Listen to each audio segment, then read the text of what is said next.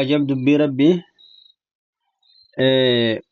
hanyi kuni ni qal'ata malee hin cabuu jedhani hin citu jedhani waan ajaa'ibaa seenaa ajaa'ibaa takkan isinii himamee waan rabbiin kun hojjetu dalagaan rabbiitu nama ajaa'ibsiifti. Gaaf tokko namtittiin takka midhaan osoo tumuu jirtuuti osoo midhaan tumuu jirtuu mooyyetti mana ala keessee mana seentee hoggaa gabbaatu kunoo re'ettiin ollaa takka dhuftee ishii qicattu agarte. Re'ettii tana toomaa sanaan dhubbuu gooteetuma lafa darbite. Dhubbuu gootee lafa darbiteetuma duutee agarraan na kafalchiisan jettee fuutee manatti awwaalte. Hoggaa manatti awwaaltu re'ettii warri isaanii barbaadii dhabe. Ifirraa bineensa nyaatanii dhiisan. Haadha baluu re'ettii takka wayii gartanii hin agarre. Akkasitti cal jettee ni dhoosite. Kana rabbiin kun ajaa'iba qaba. Gurbaan tokko aayanni rabbii tokko isa dhibeeti nama quraana rabbii kana haffasaa deemaa jiru qaraatirraa deema. بأي ذنب قتلت بأي ذنب قتلت بأي ذنب قتلت جاء ديما آيين نقول شيء دبي إسا دبي osoo deemuu dhufee manduubbee gartee jaartii tana manduubbee ishii dhaabbatee bakka tana dhaabbatee mucaan kun quraana kana qabatu malee inni bakka tana jiraa fi achiin jiraa waa takka inni tanarraa quban qabu beek rabbiin isii tanaan waan jecha rabbii kanaan quraana kanaan haqa kana awwaalame kana baasuu deemaa edana mucaa kana achi dhaale. بأي ذنب قتلت جتون مدلي مالفي أجيفمتي جتون هي كنسة جارتين نما فان ربا خنا بيخون فكاتي أبو قربان كن أرجه أن رسول قربان كن هما نأرجه جتيتما أي جتيت يسوع قام جانسلا أشخطو بأي ذنب قتلت جتاو قاي نخطو خاتي أصود بنت النجلا نمني بران يلا بافنن gandatti dhaqee dubbii tana ofirraa himetteetumatti gallakiftee yaa abaluu teenya re'ettiin barakkanatti midhaan ansilaa tumadhee mooyyetti tumadhee lafa kaayee mana seene na duubaa dhuftee bara midhaan hin hambifne yaa bookkuman aaran akkas eddeen bar re'ettiin harkatti duute jetteeti akkasitti re'ettii seen kafaltee jaan.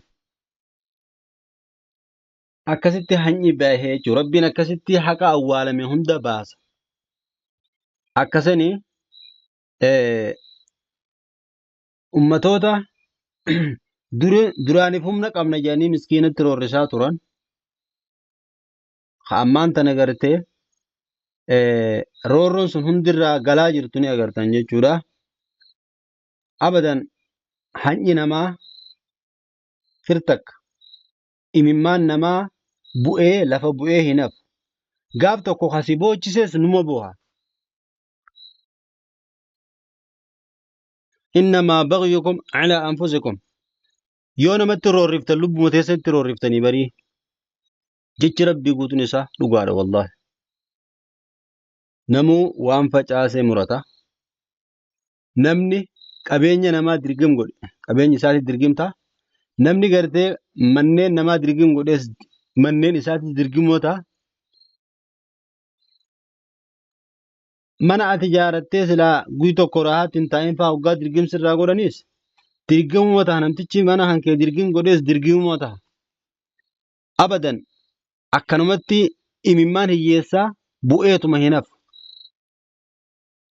Dhiinyi gartee nama dhiiga namaa gannayxee humnaan qaba jettee meeshaadhaan gannayxee abadan dhiinyi kan keetis dhiinyi hortee teetis yoo gadi hin naqamne hin oolu.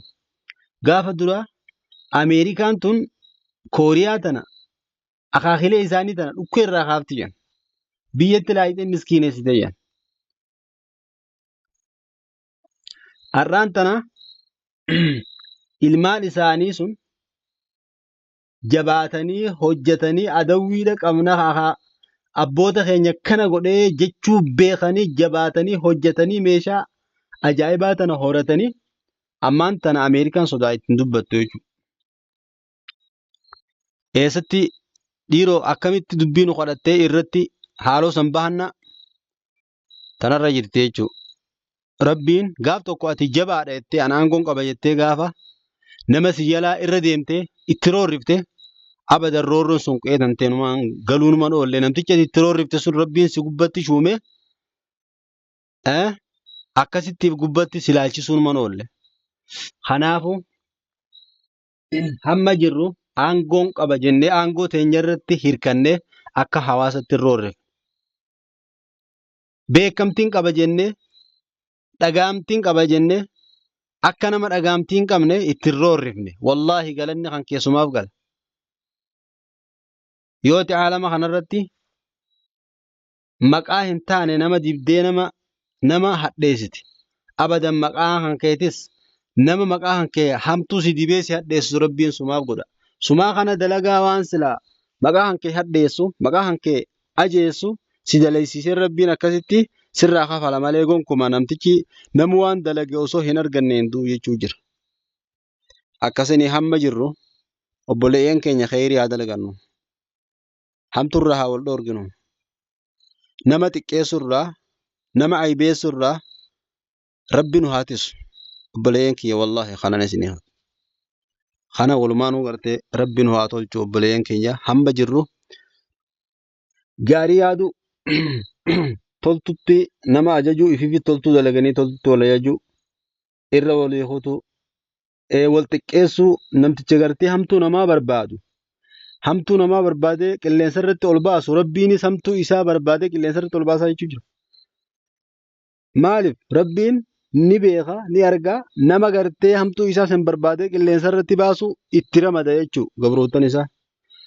Abadan ati yoonii fi hamtuu namaa barbaadee qilleensa irratti baasaa oolte tanteetis hamtuun barbaadamaa jirtii beeki qilleensa irratti bahuun kan kennumaan oolle atis xiqqaatunumaan oolle galanni sumaaf gala jechuufi.